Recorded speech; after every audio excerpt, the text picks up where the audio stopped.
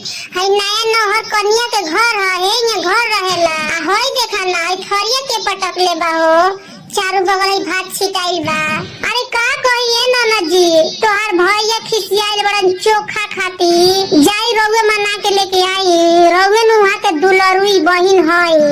अरे दाल बनवनी भात बनवनी भुजिया अचार हो, दाल बनवनी भात बनवनी भुजिया अचार हो, चोखा खातिर रोसल बाड़े सैया जी हमार हो, चोखा खातिर रोसल बाड़े सैया जी हमार हो, चोखा खातिर रोसल बाड़े।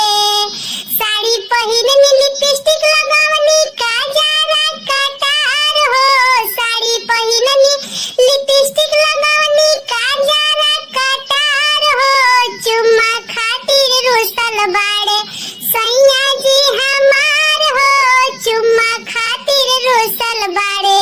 तो चुम्मा काहे नहीं दे दी जाके चुम्मा हमरा भैया के, तबे न भैया पटी है। काहे खातिर ये छीनर हो, इतना दिन से वाटर प्रूफ के लिपस्टिक मंगावता नहीं तो आवते नहीं का, तो चुम्मा काहे खातिर? तो डुप्लीकेट लिपस्टिक को चुम्मा वहां के मिली तो जाके सूत जा।